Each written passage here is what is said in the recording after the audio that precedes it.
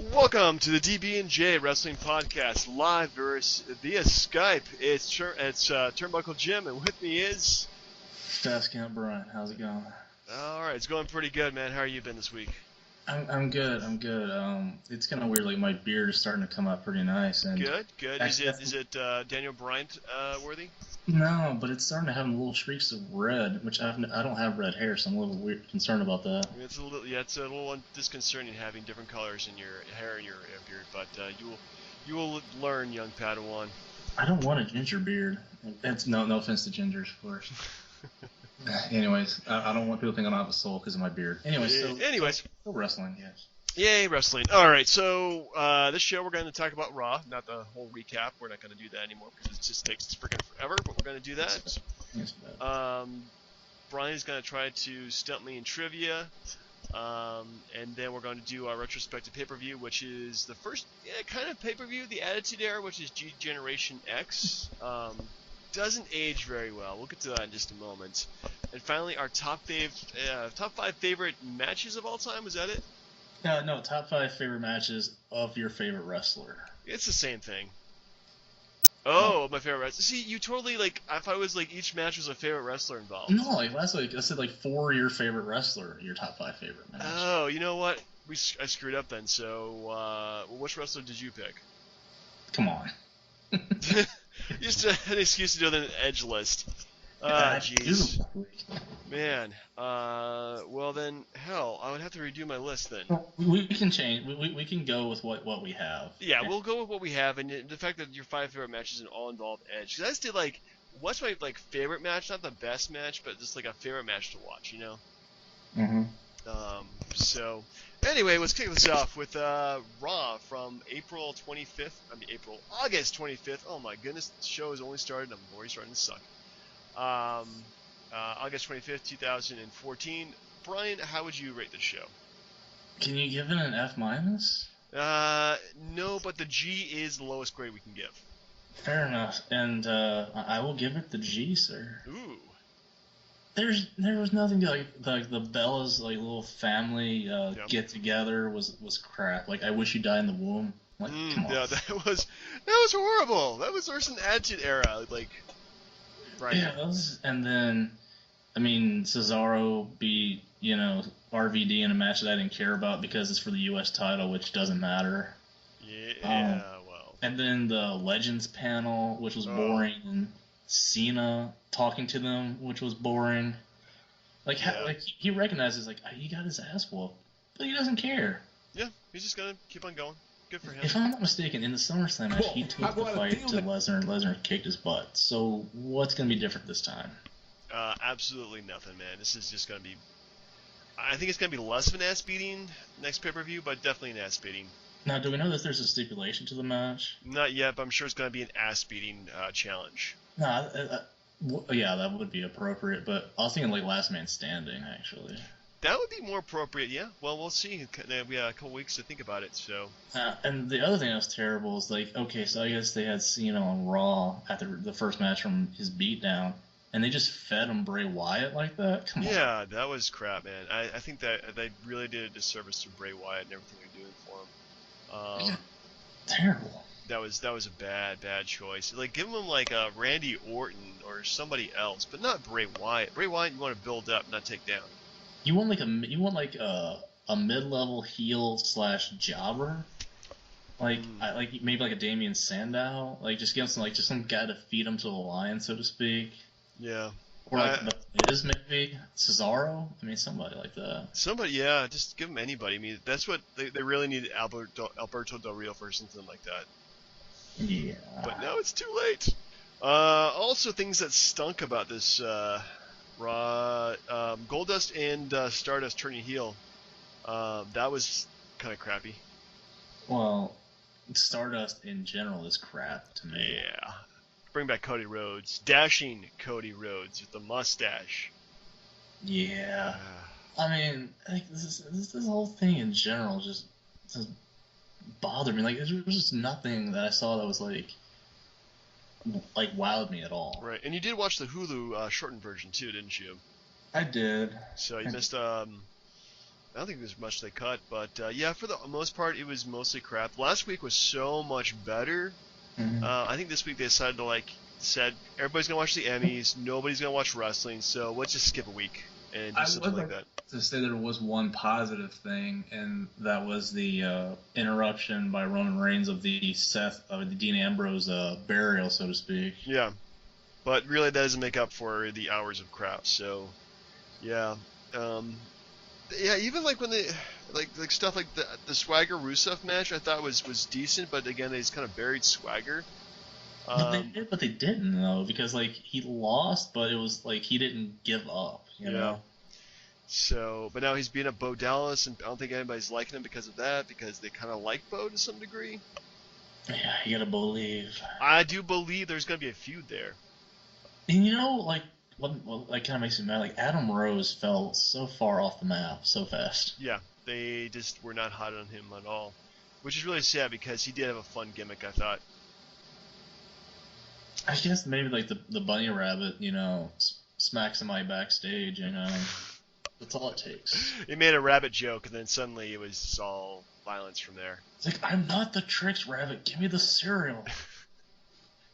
But yeah, I mean, I just didn't really see anything besides like even like they said the Seth Rollins Roman Reigns thing that was anywhere remotely good. Now I think I missed it, but did they do anything with like Paige and Natalia or anything like that? Yeah, Paige and Wrestle Natalia. I missed it too. I missed quite a bit of it for obvious reasons. It was just not a good show overall. Wait, so I thought wasn't there something else? Like, didn't Bryan Cranston kiss Julia Louis-Dreyfus? Oh wait, that was the Emmys. That was the Emmys, sir, and the Emmys were. You know what? Let's think of something on a positive note. Let's think about positive. Breaking Bad cleaned house. I was happy about that. Yeah, but my two new let's say my new favorite show is definitely True Detective. You watched that? Not yet. Oh, no. It's so good. But really, it should not have been nominated for Best Drama because it was really only 8 episodes. But McConaughey and Woody Harrelson are phenomenal in that. The freaking McConaughey was robbed by losing to Cranston because Cranston doesn't need another freaking Emmy. Come on, Walter White. You're not going to beat Walter White. I'm sorry. Walter White is probably the best written character ever on TV, and Bryan Cranston is the perfect actor for him. And honestly, he deserved how many? Won 3 times now? Is it 4 times? He's won enough. Yeah, he's won enough, but it's like you don't need to give him like everybody also an extra Oscar, an Emmy, you know? Especially Aaron Paul, because were we talking about wrestling? Yeah, Jesse Pinkman. Yeah, he actually guested. He did guest star, so it's not too much of a stretch there, I guess. I mean, it was to promote Need for Speed, so it wasn't really great. Not Breaking Bad, which is the best show of all time. Yes, it is. No, I mean, like I said, like if you want to give Raw a grade, it has to be an F because they just mailed it in. It was just crap from everything I read. There was nothing. And again, all that work to build up Bray Wyatt and you feed him to Cena like that. I don't care if it was the 6-man main event at the end. No, you just don't do that because for one, all the work to build up was Bray is crap, and then no one's gonna give two dams or shits or whatever about his feud with Jericho now. No. So like, this did a disservice all around, just to make Cena look good so he can get beat down by Lesnar again. Yeah, I was all very, very mad about the whole thing. So anyway, moving on. Want to do some trivia? Yeah. Wait, did you want to give Raw a grade, or did you? Yeah, I also gave it an F because it was just a crappy Raw overall and did not live up to my expectations of it. Dean Douglas would agree. We'll shout out Dean Douglas, of course. Anyways, yes, trivia time, sir. Trivia. Now, I won your trivia question last week. So you are the trivia champion. And I think that this is more of a list 'em kind of thing, and like there's 5 answers. Okay. If you can get at least 3 or 4, I will consider a win. Okay. Here's the question: there were 5 people in the entire span of Goldberg's career who beat him. Who were those 5? All right, so easy one, Kevin Nash. There you go. Just remember, it's best for business as well. Obviously Triple H. There you go. I'll give you another hint then. There are 5 people who beat Goldberg. 5 time. Booker T. Sucker. There you go. Yeah. So that's 3 out of 5. There you go. There's 2 more. Can I ask a question? Yeah. Were these during his WWE run or during his WCW run? The last 2 are his WCW run. Ooh, that's making them harder now because I stopped watching after like 1999. Well, I'll give you. Actually, you know what? No. I think I got this one. Is one of them Bret Hart?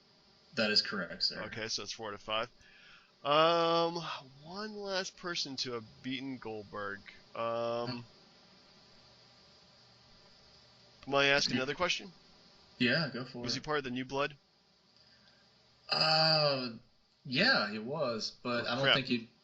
Yeah, I mean, like he was, but he wasn't. Like he was with them, but he didn't really care what Russo and Bischoff said. Was it Scott Steiner? It was Scott Steiner. Holy crap! Yeah. Wow. I was surprised about that myself. Like I knew of Brett, Triple H, and Nash, but I didn't think Booker T or Steiner did the deed, but they did. Wow. They beat Goldberg. Interesting. It's very surprising. Now, would you like the second trivia question now, or wait?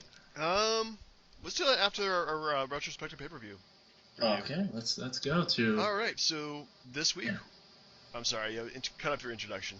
No, it's okay. I was doing the honors for you this time. Oh. It was the second. It was supposed to be the last In Your House pay-per-view if you go by the WWE Network, but it's technically not because No Way Out '98 says In Your House on it as well. But yeah, this was like their attempt to just shove DX down everyone's throat to the extent that the NWO did when they had the NWO sold out at the beginning of '97, where it's just an NWO stage and their music and Bischoff and you know what I'm saying, if you ever saw that, but it was like their attempt to just shove DX down people's throats, I think.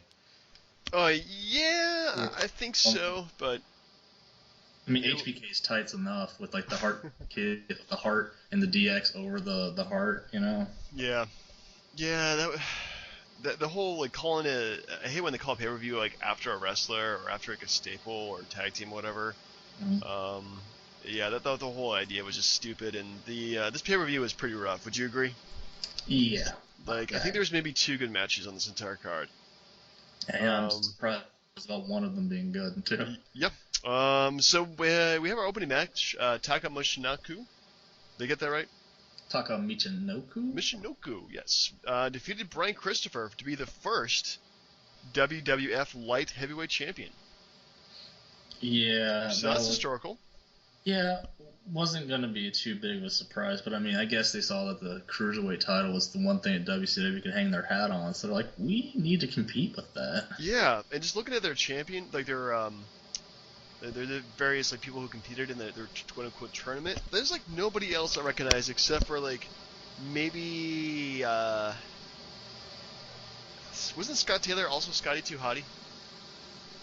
Yeah. Yeah, I mean these guys are not like freaking Mexican cruiserweights, so like yeah, they honestly this was not as good as like, oh my goodness, any cruiserweight match in '97. Well, they like as the year went on, like as you go into next year, like I know Christian had the belt. Right. I know like he lost to Gilbert. Christian did? Yeah. That's a shame. It is. It's killed me in my eyes for years. No wonder people don't like him more than Edge. Yeah, no, but I guess this, like, I was surprised at the match. I mean, you know how, they're still pushing the whole, Brian Christopher's not Lawler's son, even though he is his son, but Lawler gets involved in the match, that kind of deal. Yeah, that was kind of fun. But, yeah, I think Taka Michinoku is, was a really good wrestler. It's just that him and Christopher did not wrestle the same style, and it showed so heavily throughout the match. Like Michinoku would go for chain wrestling, and freaking Brian Christopher would hit him like a freaking body slam and then move on. It's just kind of crappy. Yeah, Did you actually be surprised? But did you ever see Taco's ECW stuff? I think he fought like Tajiri or like RVD or something like that. Yeah, I actually watched a little bit of it in the OCW review. Excellent YouTube series, by the way. Yeah, like his stuff there was like freaking great. Yeah. But as far as this match goes, I mean, congratulations, you're the first light heavyweight champion. A belt that went away like 5 years later for the cruiserweight title once WCW was out of business. Well, to be fair, they did introduce a lot of belts around this time frame that went away pretty quickly too. So yeah, they had a plethora of belts by the end of '98. Yeah, so I mean, as far as the match goes, like I mean, it was they said they didn't mesh well. Like I just wasn't a fan of the match. Like I was kind of looking forward to it being over with. Yeah, me too. Next up, speaking of being over with, we have Race War '97 concludes with Los Boricuas somehow defeating the Disciples of Apocalypse, probably after some heavy cheating. What did you think of this 4 versus 4 debacle? I'm sorry, 3 versus 3 debacle. I couldn't have cared less. Like, you know, like it's like we're reviewing the same stuff and nothing's changed. But hey, wait, the nation's not gonna be involved this time. But here, take some motorcycle guys against Los Barricos. Like, come on. Yeah, like, it's the same old crap.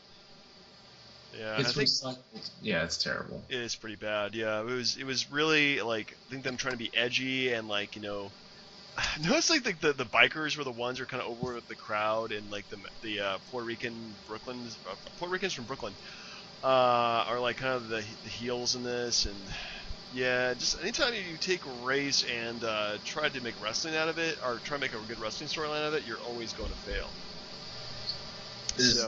Is this why the new nation hasn't shown up on Raw since like they first said that they were going to start doing something together? Yeah, I think that whole new nation thing, like once Ferguson happened, is like a no-no. Like they're just not going to touch that.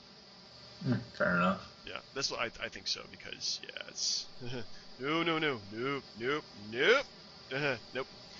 Anyway, so the next match afterwards is this was actually interesting. Butterbean defeated by Mark Merrow via disqualification in a tough man match. So Brian, would you like to explain what this was?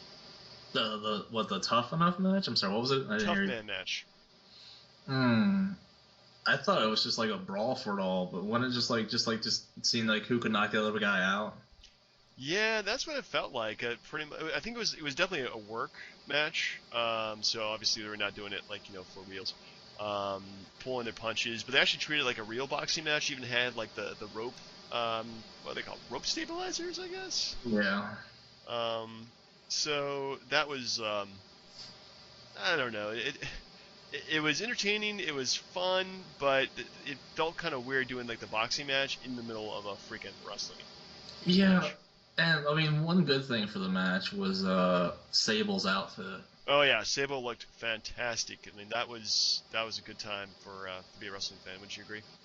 Yeah, like, this was well before the coming out of the potato sack, right? With, like, the hand paint on the boobs and all that. Oh, yeah, that. How could I forget that? That's to come. That's to come.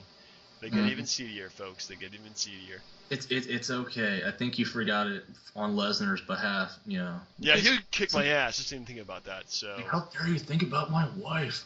But no, I mean, you think like these things wouldn't go over. Sorry, you think like these things wouldn't go over well because I mean, people know who Butterbean is, but I mean, is it enough to like? I paid money to watch this thing, and I'm watching Butterbean. This isn't boxing. Like, yeah, you gotta wonder what they were doing with that at that point because like. Because obviously Butterbean's not gonna be with the company. Like he's just gonna show up for that one time, 2 times, and then pretty much and just do his boxing thing. So were they trying to get Mark Merrow over as a big heel? Was that what they're trying to do? I thought the whole point was that they were. I mean, it didn't start there 100%, but like they were just laying the groundwork down for the eventual like split of Sable with Mark Merrow. That must be it.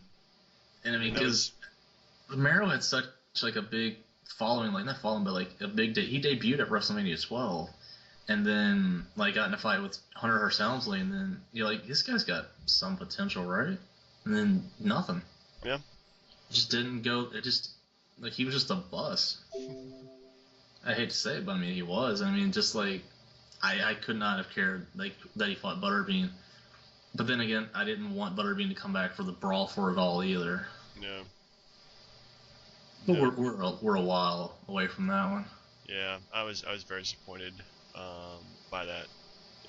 Anyway, so yeah, he was pretty much a bust, I think, in the WWF. So can't all be winners, unfortunately. Well, but I mean, like there are pluses to this. Like when Chris Candido came in as like a body Donna, he brought in Sonny, and that's all people cared about. True. So I mean, with Mark Merrow, he brought in Sable, and that's all people cared about. Well, it just goes to show my usual advice to never bring your significant other into wrestling because they will undoubtedly leave you for whatever reason. Mm-hmm. Or you'll just marry a diva. That's just how it works. Pretty much how it works. So next up we have, the New Age Outlaws defeated the Legion of Doom via disqualification because the Godwins ran in and was it Hawk smashed the crap out of somebody with a slop bucket? I thought Road Dogg did. No, it was definitely Hawk because he got disqualified. Oh. So. I mean, I guess they just weren't ready to pull the trigger on it yet. Cause, I guess title changes only happen if it's on Raw. But I don't know. Like there's like Legion of Doom. Like I will be a fan of theirs forever. But their late WWF stuff was just not. Yeah. The late stuff was just really really painful to watch. I'm not gonna lie. I'm a huge fan of theirs, and it was just you can't watch it at all. It's just that bad. And so this is what, the fourth match where it's like crap stacking on top of crap. Man, it's a pretty rough pay-per-view. Well, at least we have what I thought was the match of the evening. Triple H with Chyna defeated Sergeant Slaughter in a boot camp match, which is pretty much a no disqualification match. You would think the commissioner would be smart and not let Triple H have Chyna with him at ringside. I mean, come on. But still. Isn't it sad that the match of the night is Triple H against Sergeant Slaughter? Sad, but it's pretty sad. But I think that Slaughter looked fantastic in this match. He did, coming out to Kurt Angle's rehashed Olympic music. Yeah, and for being almost 50 years old, he took some pretty stiff bumps. Much better match than the last time I saw him, which I think it was him versus Hulk Hogan. And doesn't that say something? Triple H can get a better match out of Slaughter than Hogan could. Yeah, Triple H was also a bit younger too, so. True, but he's not Hulk Hogan. He's not Hulk Hogan. Well, anyway, that remains to be seen. Yeah. So next up, so that wasn't pretty much the match of the evening because of the bump and everything like that. Next up we have Jeff Jarrett defeated The Undertaker via disqualification. These via disqualifications are kind of getting old, aren't they? Yeah, and I didn't really understand the whole point of this feud at all. I know Kane came in to build like their feud towards WrestleMania, but like why Jarrett? Like that just seems like you're just feeding Jarrett to Undertaker. Yeah, that was not good for Jarrett, but I think that because Jeff Jarrett, if I remember correctly, was also coming off of being with WCW for about a year. After being with WWF for actually a couple of years at least. Yeah. Coming back, getting his ass kicked. That's the kind of heel he plays pretty well. I mean, being that guy he's love to hate. So this wasn't too much of a surprise to me, but yeah, Jeff Jarrett kind of got the short end of the stick there in terms of re-debut matches. I mean, like, he's a good wrestler, but you just don't... I never would consider him in any league to wrestle Undertaker, even when Undertaker was wrestling guys like Kamala and King Kong Bundy and Giant Gonzalez. You would never think of putting Jeff Jarrett and Undertaker together, ever. No, you would never, ever would do that. No. So 1 out of 6 so far. So far. far. I could go my SummerSlam predictions. Yeah. So next up we have, which should have been a better match. Stone Cold Steve Austin defeated The Rock, retaining his Intercontinental Championship. A lot of hype, but really not much of a match. Yeah, it seemed like it ended very quickly. Yeah. I think at this point, though, they were also trying to, resting Stone Cold, so that way, because he won't re-injure his neck. His valuable neck. So why have him have the belt, I mean, do he still have the belt? I didn't even see. I watched it, but I don't even remember if he had the title. Oh, he did. So, I mean, Do you want your IC champ having like short, small matches? Like the IC champ supposed to be your workhorse. Like you guy that goes and like delivers the mid card match. Well, they're just using it to elevate Stone Cold Steve Austin, so I think they wanted him to win all the belts before moving on to the WWF Championship at that point. So that's the feeling I got. Either way, it was probably not the best usage of the IC Championship. And not the best precursor if you're thinking, hey, the Rock and Stone Cold, they always had good matches together. This wasn't bad, it was just really short. Yeah, well, I mean, there's something to be said for that, too, I guess. True that. Anyway, so we come up to our main event, of course, named Degeneration X. It involves the world champion Shawn Michaels, and I guess the leader of DX at this point. Well, obviously not Triple H or China. Beaten by Ken Shamrock by... Disqualification. So, 1, 2, 3, 4 matches at this point. Half the card end in disqualification. Would that really run today? Yeah. You think so? Well, I mean, again, if you're already paying for the WWE Network at a strikingly low price of $9.99, $9.99, then honestly, sometimes I think they'll just mail it in and not really. They'll have a stinker of a pay-per-view because you're not really paying pay-per-view prices for it. Yeah, it's just really. Anyway, so the match itself, I don't think it was too bad, but I think it was mostly, Ken Shamrock being carried by, Michaels at this point. Yeah, I mean, it's not. The thing that, if I'm not mistaken, this was Ken Shamrock's only opportunity at the title. Yeah. And this was at his hottest point. I mean, he had his IC title runs, but this is when people he had the UFC kind of feeling to him. Yeah. And I don't know. Like I think like to come off of the whole Survivor Series and Brett and then fight Shamrock, like I think they kind of dropped the ball there. But I don't know who would have given him a good match. Yeah, they definitely saved The Undertaker for the next pay-per-view, which is smart. Stone Cold was just too new to be going for the championship because he wanted to save it for Mania. So at this point, I mean, these in your houses, you just give it to like the guy who will show up and maybe give a good match, maybe threaten the champion. So go with Shamrock. Why not? Be safe. He already had a pretty good. I'm sorry. Go ahead. I was gonna say he already had a pretty good following at this point too. So. Where's Mick Foley? That's a good question. Where is Mick Foley? He didn't show up anywhere in this pay-per-view, did he? Mankind would have given him a better match. Mankind would have done well. Yeah, you're right. Yeah, you wonder like what they were doing at this point. Maybe was he hurt or something? No, I think they were trying to sell because the pay-per-view before that, he fought Kane. Right. So take the weekend off, kind of thing. So yeah. That's pretty good. Yeah. But we're leading up to the next pay-per-view, which is the Rise of Stone Cold. Which is a phenomenal pay-per-view, if I remember correctly. So this is a Rumble, and Rumbles are hard to get wrong. There's been a few stinkers, but there's been a few, yeah. But this one I think was pretty solid. I think. Indeed. I think it knew exactly what it was. Do you have an overall grade for DX in your house? Well, in retrospect, I would never bought this on pay-per-view or wasted my 3 hours watching this turd fest. There was one decent match, but overall everything was just pretty horrendous. Maybe Butterbean Mark Mero was entertaining, but that was about it. I would probably give this, this is in my honest grade, D+.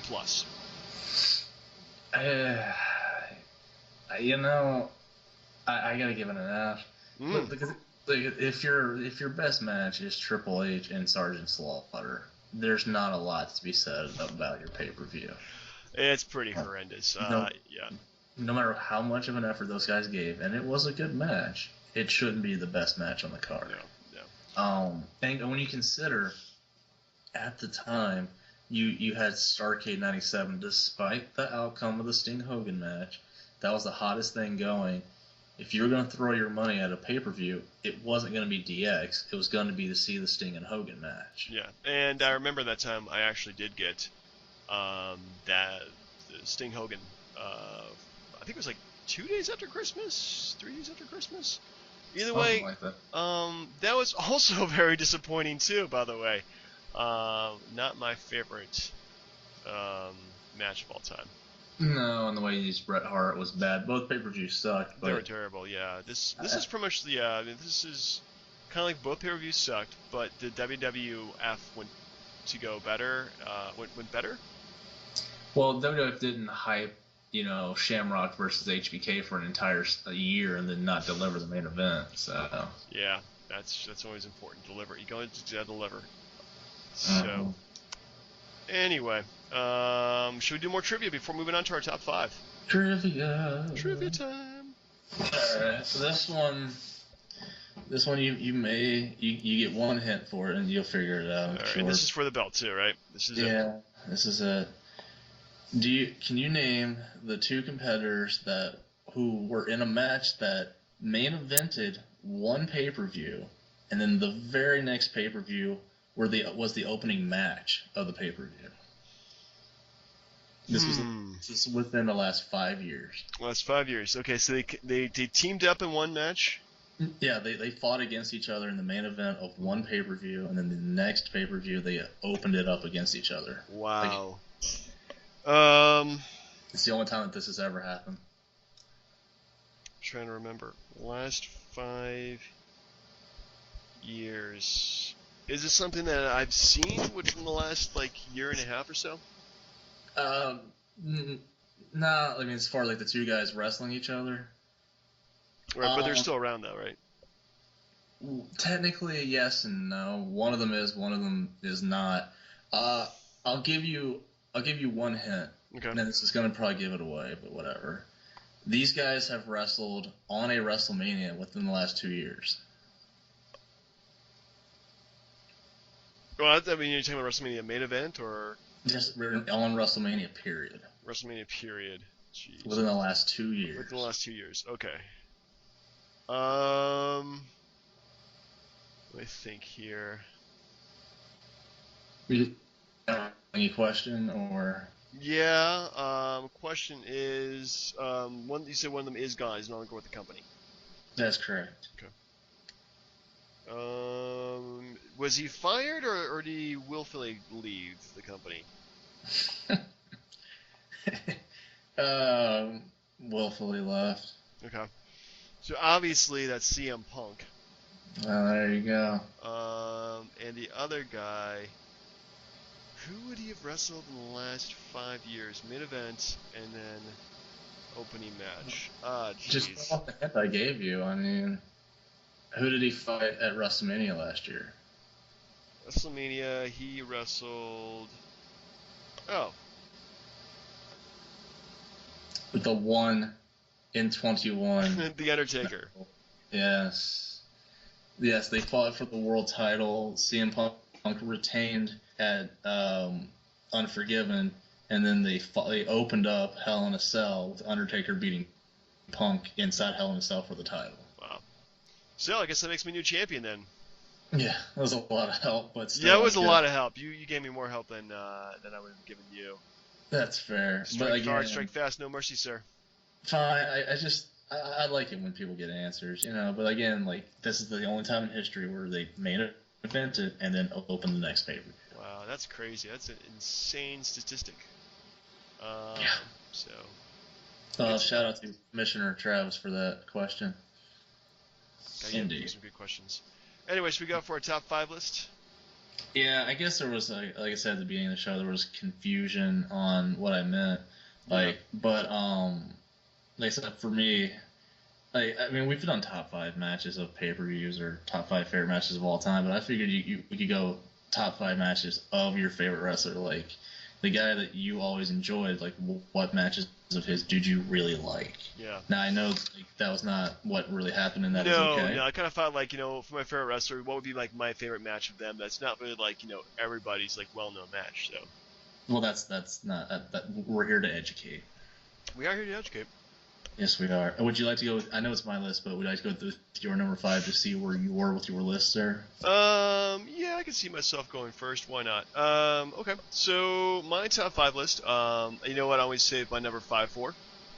That's something that's new. Yeah, usually something that's new. And this is actually pretty hard because I watched a lot of matches lately.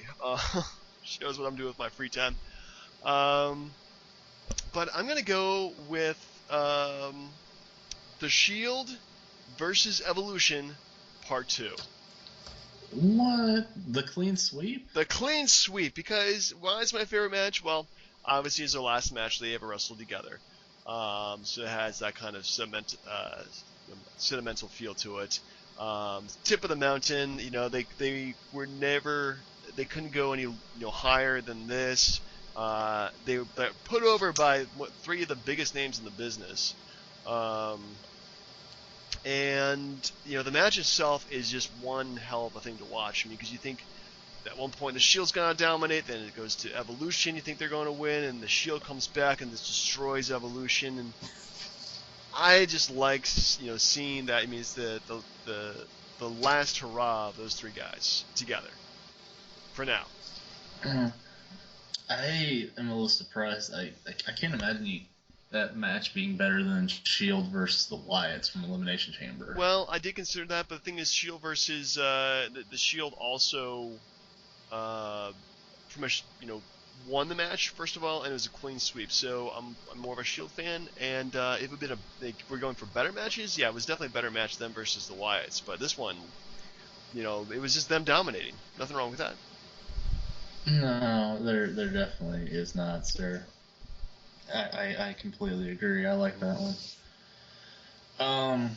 So for what I was going to do, of course, my favorite wrestler is Ernest the Cat Miller, and no, I'm kidding. There's only so many matches of him versus Stevie Ray or Vincent that you can take, but it's of course Edge, good sir, and number 5 match. If you ever get a chance to see this, you should. So write this down, everybody. Is Edge and HBK.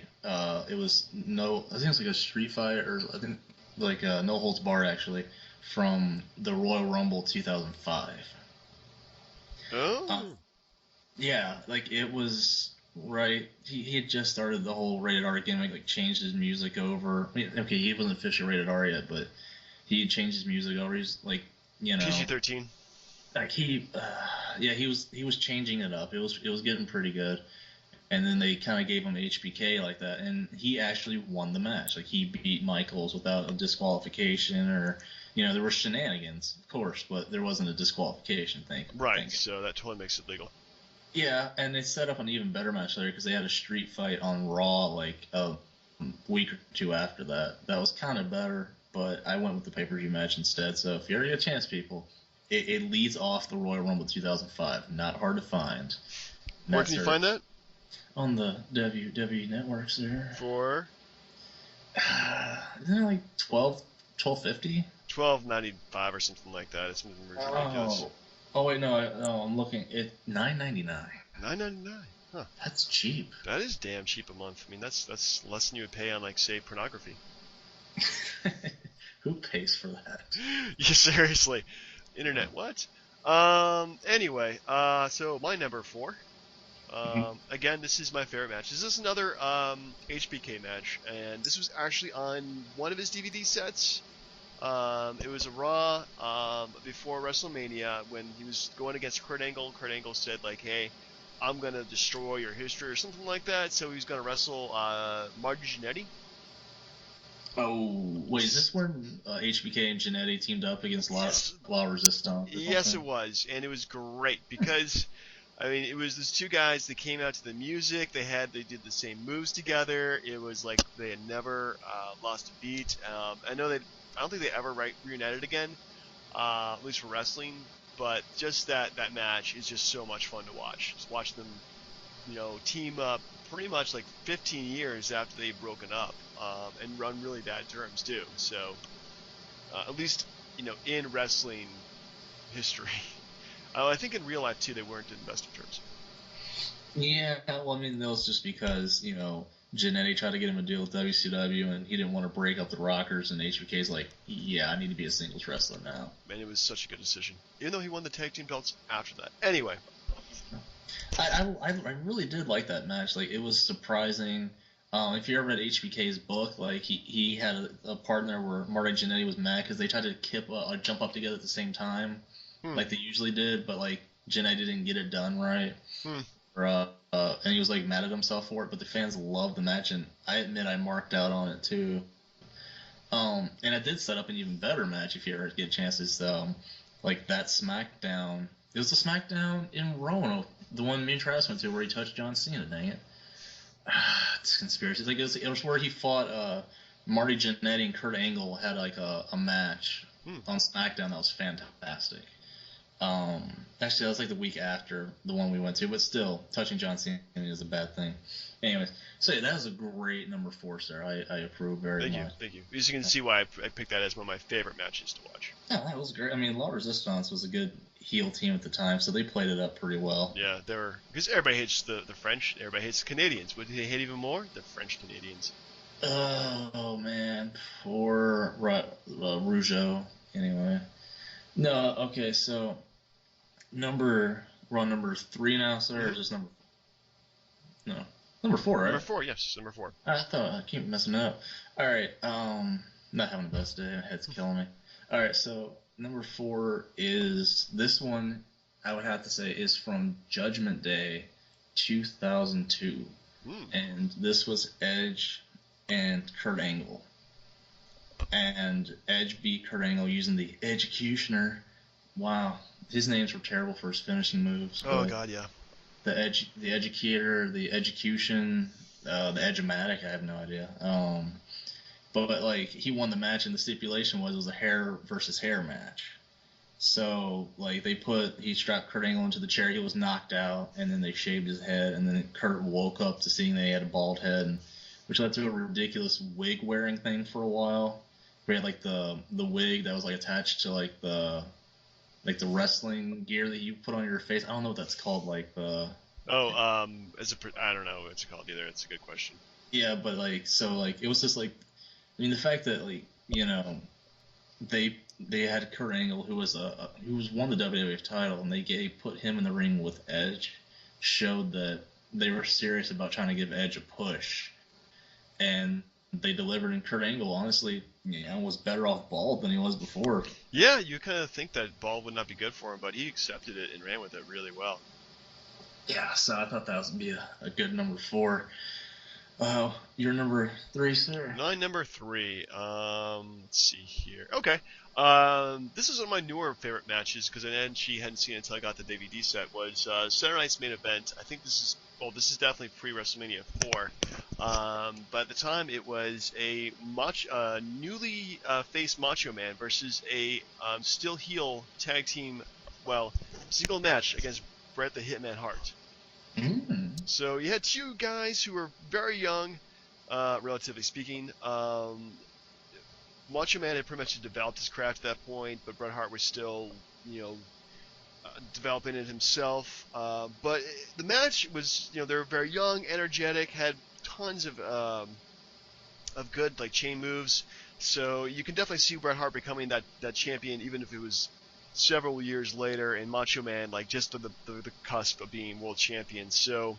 The fact that they already had bad blood between them because of what happened, I think the previous Saturday Night's Main Event, it's just a great match overall. I forgot who won, but it was fantastic.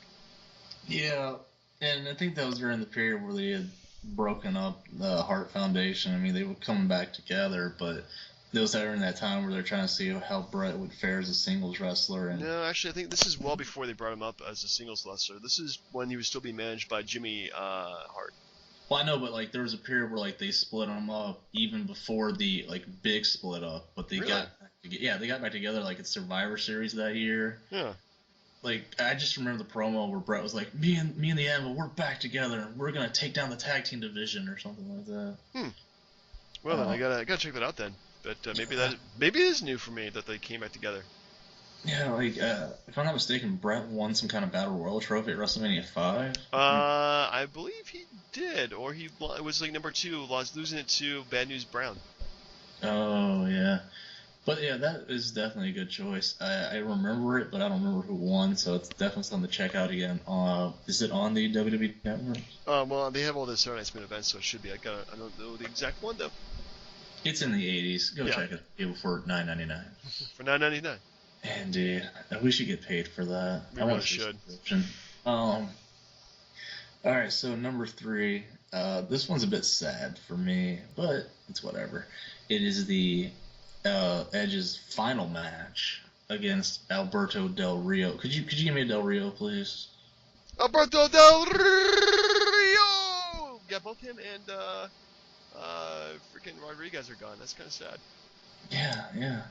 Wait, he is? I thought he was like the Spanish announcer, wasn't he? No. He I think he said like I'm just gonna like leave the company because I'm not doing anything that I want to be doing.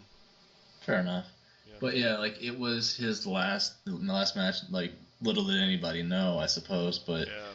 I mean, like he actually went out there, had a pretty good match with Del Rio, which is a little surprising because up to that point, usually when you win the Rumble, you're guaranteed to win WrestleMania, and especially against Edge, who had a really bad history when it came to like keeping a belt, because he went into WrestleMania with the belt against The Undertaker and lost, against Cena and Big Show and lost. He was in the title match against Jericho who had the belt, but Edge lost. So he got a crappy WrestleMania record. But then he beats Del Rio, who actually had Brodus Clay as his monster heel manager guy / on the outside, but his little patriot or whatever. But like, he had Christian with him. They destroyed Del Rio's car. It was good. I mean, like, it was just sad that was his last match, but at least he won a win. Definitely. And your number 2, sir? My number dos. Right. This is actually kind of hard to think about because it's like the number, the one before your favorite match. Like, your favorite match for obvious reasons. But this is one of my favorite matches because I did see it live. It's very special to me, and I always bring it back up, which is Chris Jericho versus John Cena. SummerSlam 2005. Very nice. Well, I like this match for a few reasons, but notably because it really was the turning on John Cena. And the match itself, it was very back and forth. These guys, pretty much at their peak. Chris Jericho is still a good wrestler. John Cena is still maybe even be a better wrestler. But at this point, he still has that kind of youthful enthusiasm that he still has. But it was good because I've never been in a crowd, never seen a crowd that has been into a match as much as they have. It was pretty much the young wrestling fans versus the older wrestling fans, and the older wrestling fans, it was their moments, like for them to watch wrestling die, so to speak. But yeah, overall, it was just a fantastic bout. I'm with you on that being a good match because at that time Cena needed a guy like Jericho to put him over and make him look better than what he was at the time. Yeah. As much as bash Cena, like his skills in the ring have improved like leaps and bounds since that time. But I would never ever say that he was better than Jericho. Like Jericho could be dead and still wrestle a better match. That's just me. But yeah, like the crowd, people kind of knew that was Jericho's supposed last night. We got wink wink fired the next night on Raw from losing again to Cena, which is actually, I thought was actually a better match than the SummerSlam one, but even still, that's a very, very good choice there. Okay. My number 2, my deuce would be Edge and Undertaker. It was Hell in a Cell from SummerSlam 2008. He did lose this match, but the fact that, they had just brought Triple H over to SmackDown and he had a match with Edge where, Edge cheated on Vicky Guerrero with Alicia Fox, so, his punishment was fighting Undertaker in Hell in a Cell, which is weird because, both guys were pretty beat up before the match. I know this is used to, give Edge a timeout, but his promos going into that match were just, the best I'd ever seen. He just snapped, started flipping out, he went crazy. It was, he did a really good job selling that match. there was no way he was going to beat Undertaker on his own inside the cell. But the match itself was fantastic. The lead up was great, and the fact that Undertaker gave him the last ride through the ring, like just basically sending him to hell, as JR put it, was great. And it gave Edge the time off he needed to heal from his like 15th injury or whatever. But still, those guys always delivered in the ring, and I thought that was like, as far as like a match that Edge lost that I would watch again and again, that would be the one. Interesting. Also probably didn't help his career either with the injuries, but yeah, he's already pretty much a broken. Yeah, I'll say I think his career would have lasted a little longer if he didn't wrestle Batista. Ooh. That's all. Wow, try to bash Batista. What do you have against Drax, man? Nothing except for that he injured Cena, injured Edge, injured Undertaker. He's got a track record for just hurting people. Well, that's what he does. Anyway, so my number one? Yes, sir. Alright, so my number one match, and this is like really kind of pushing it, but I loved it as a kid, I love it now, it's just fun to watch. Did you remember Survivor Series 1990? Is this not the one where they had like the winners of the matches fought in the main event at the end? It is the one where the winners of every match fought at the end. So they had pretty much the heel team and the face team at the end. And the face team was Tito Santana, the Ultimate Warrior, and Hulk Hogan. So while Santana didn't last the whole match, it was Hogan and the Warrior that pretty much destroyed every single bad guy in the WWE at the time. So. You know, did this not give them motivation for the 2 versus 8 or 9 uncensored match 6 years later? I can't remember that match at all. You remember the one that we did on the retrospect? Pay-per-view where Hogan fought against like Zeus and like the Dungeon of Doom? Yeah, that's why I forgot about that. Yeah, maybe. There was the Macho Man and Hulk Hogan versus like 6 guys. We need to put that up, by the way, on the YouTube channel. Mm-hmm. Yeah, but I could see that as, why did you like this match, though? Well, I like it because it was pretty much the 2 biggest guys in the company, teaming up, taking down the bad guys. You know, it's pretty much what wrestling is, which is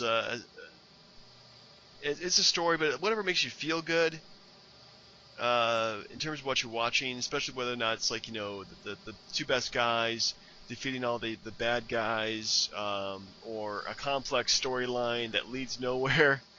It pretty much gave me everything that I want from wrestling. Now, didn't they do this like 2 years before that with like Savage and Hogan? I mean, I don't know. It just seems like, just my own thought. I don't know if you agree. It seemed like the Warrior like was struggling as champ, and like he needed Hogan to like extend his credibility a little bit more. I think you're talking about the Mega Powers, and the Mega Powers were awesome, dude. Do not take. No, I'm not talking about Savage and Hogan. I meant like the Warrior. I thought was struggling because. Oh, the Warrior struggling. I don't know like why.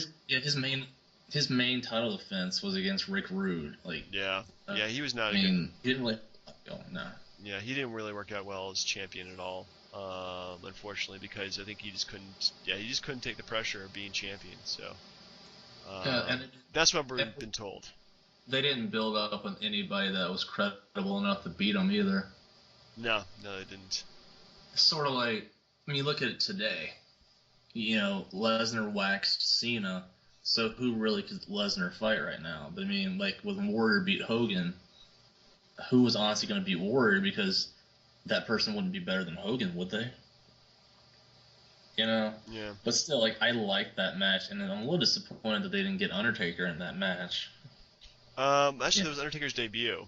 Mm-hmm. But he got disqualified. Yeah, I think they pretty much kind of built him up as being the big baddie after that point. So, because man, he was scary back in those days. I mean, honest to God, like jump out of the closet, like scare the crap out of you. Yeah, no, he was pretty spooky with the ginger red hair. It was just a place. But no, that was a very good match, sir. Yeah. So, what was your number uno Edge match of all time? I'll keep it short because I've talked about this one numerous times, but it's his match from Backlash 2009, John Cena in the Last Man Standing match. Like, Yeah, say what I always say about Cena, but they had good chemistry in the ring, and this match was, again, it was fantastic. I recommend it. Like everyone out there, go to WWE Network right now, find this match, skip the rest of the pay-per-view, because no one cares about Randy Orton win the title in a 6-man tag match. It's all about this Edge and Cena. It was Edge's last chance to win the title. He beats Cena because Big Show comes out and like choke slams Cena through like the light fixture on the entrance ramp, but it's still the best match of his I've ever seen, like bar none. Like you cannot be, even if you hate Edge, you'll love the match. Well, now I hate Edge. Thanks a lot. Oh, you're welcome. Well, that's our top 5 for the list for the week. I'm supposed to come up with one, aren't I? Yeah.